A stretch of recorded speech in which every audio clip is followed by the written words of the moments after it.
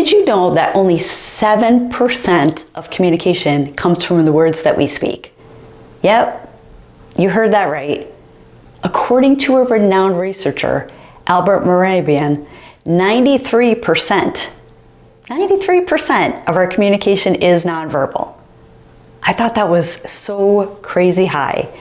And he also said that 55% is relying on body language and 38% on tone of voice. So for how much that we prepare, especially when we're doing a presentation or we're rehearsing in our minds what we want to say to someone having a difficult conversation, the words sometimes don't matter really as much, right? 7%.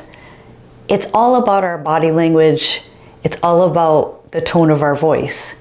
And translation is basically your posture might be louder than your pitch, right? So don't sweat it, literally. Today we're going to dive into how you can use your body to protect and to project your confidence. And even if you're feeling a little wobbly on the inside, you got those butterflies in your stomach, let's find some ways that we can make you a ton more confident without always relying on your words. So here's how to work the room, or maybe the Zoom, especially if you're on all of these Zoom calls, right? Let's figure out how to do this like a pro. First and foremost, you want to stand tall, walk tall, sit tall. It creates confidence and it makes you look confident. So you've heard it before, posture matters. But did you know that standing with your shoulders back and your spine straight can actually change how you feel? So Harvard psychologist Amy Cuddy, she had a famous research study done and a famous TED Talk, I believe, on power poses. And it shows that adopting this strong stance for even just 2 minutes can boost your testosterone, which is your confidence hormone, by 20%. And it could also lower that cortisol, which is that buggy little stress hormone that you have, by 25%. So what does this all mean? It means stand tall, sit tall, and your body will trick your brain into confidence mode. Believe it or not, I'm sitting tall, I'm feeling good. So practice maybe the Wonder Woman pose, feet and shoulders width apart, and hands on your hips and your chin up. Before your next presentation, even if you have to duck into a restroom, give it a shot. Or, just while you're sitting, waiting for everyone to arrive, if you're doing a presentation, sit tall in your seat, put your shoulders back. There's bonus points to you if you hum your personal theme song. Do you have a personal theme song? I don't. I need one. A second tip is mastering the power of eye contact. So everyone always talks about, especially with listening skills, right? Make eye contact, but you don't want to be crazy with eye contact either. Maintaining eye contact, it signals that you're engaged and you're confident. So do you ever talk to someone and you see them like looking around, they're not confident. Even if somehow you feel that they are, they're not, because they can't look you in the eye, right? So studies suggest that confident people, they maintain eye contact for about 60 to 70% of the time during a conversation. Less than that, you might come across a little shifty. And I notice that on people who are very insecure, when you're having a conversation with them, although you feel in their tone and their voice that they're excited to be around you, but they're like looking everywhere, right? But then if you have more eye contact rather than that 60 to 70%, don't you feel a little crazy? You feel like it's like a staring contest and it's awkward, right?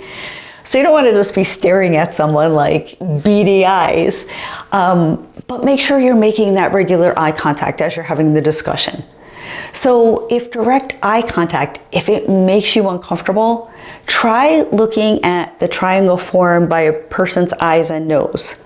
Just find a spot there. It feels natural and it actually helps you stay focused without that intimidation factor. So give that a try. A third tip is let your hands do the talking. So no more hiding your hands. How many people, they shove their hands in their pockets, or they look like they're stiff, they're like holding their arms alongside them, and they look so uncomfortable, but then they're having a conversation and you feel like it's just weird, right? It's just a weird situation. So no more hiding your hands. Gestures can amplify your message and make you seem more approachable and authoritative.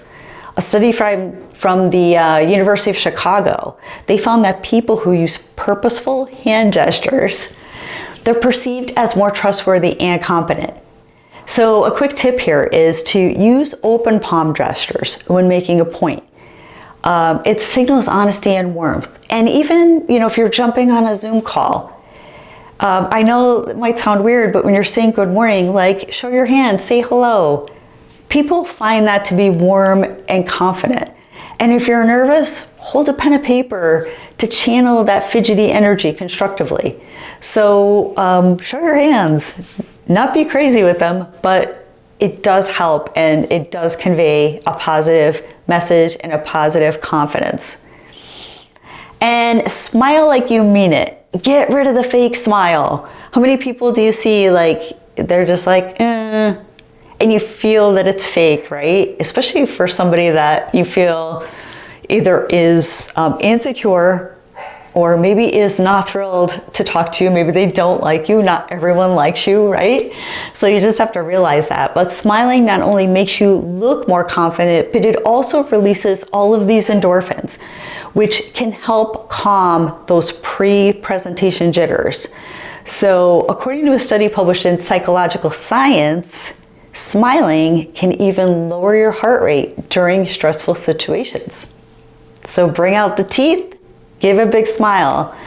But one tip I heard on a podcast is that when you fake a smile, you don't enact the muscles here in your eyes and in your upper cheekbones, and you look fake. So even if that's your smile, try giving it a little more juice by enacting those muscles there, and it makes you look a lot more natural. So I never really thought about it, but when I smile, I do feel the pull in the jaw right here by my eyes and in my upper cheeks. So use it. If you don't use those areas, your smile might look fake. So give that a shot. So practice your smile in the mirror, or find someone that will give you good advice and make it look authentic, like you're genuinely happy. Because people, they can spot that fake grin from a mile away, right? I think you even can speak to a lot of those people that you run into and you're like, yeah, fake smile.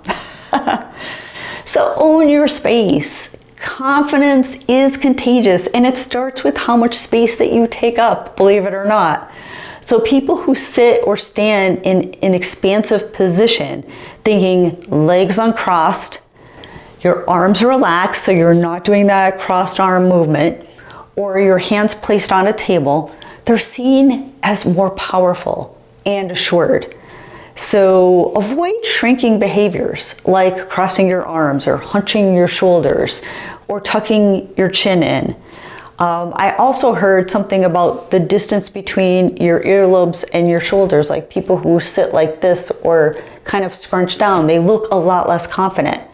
Instead, focus on opening up and calming and claiming your space. Whether it's a conference table or it's in a crowded subway, get your personal space. Keep the shoulders back and stay tall. You got this. And when you're getting started, use maybe a mirror effect. So here's a fun trick. Subtly mirror the body language of a person that you're speaking with. So if it's someone that is, shows confidence, maybe mirror the way that they act in their body language. It creates a subconscious sense of connection and rapport with this person. So just don't overdo it, because you might look like a mime, but you also might look a little freakishly weird.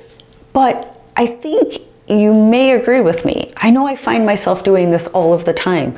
Sometimes when you're looking at someone and you're truly listening to them and they're making different hand gestures or standing a certain way or maybe putting their hand on their hip, you just find yourself doing it automatically. It's like a weird thing. But, start small. If it's someone that you're talking to, if they lean in slightly. You don't have to be like crazy, get in their personal space, but lean in a little bit when you're listening to someone. Or, have some, hand gestures or your posture or, kind of like, mimic the person that you're talking to without looking freakishly weird, right? So I know that's a tough one, but it might be something you're naturally doing and you just don't even realize it. So why does body language work overall? Why does it work from a confidence standpoint? Confidence just isn't just a feeling, right? It's not just something that we're born with or something that we just have, in our minds and our bodies. It's a signal. And your body language, it cues others that you're trustable, that you deserve respect, and even that they should follow your lead, right? If someone feels like they get you or you're confident, aren't you more likely to want to follow what they're doing? And the best part, when others treat you as confident, you'll start to believe it yourself. I don't believe really in this fake it till you make it type of strategy. I know a lot of people talk about that. And there is a point because you have to try these different tactics in order to get there because you don't mindfully think you're confident. But these tips, they can really help you get there and help you get you there faster, and they are backed by science. So try the tips. Don't necessarily, be a fake, but you might have to, talk yourself into a lot of these things in order to get going, right?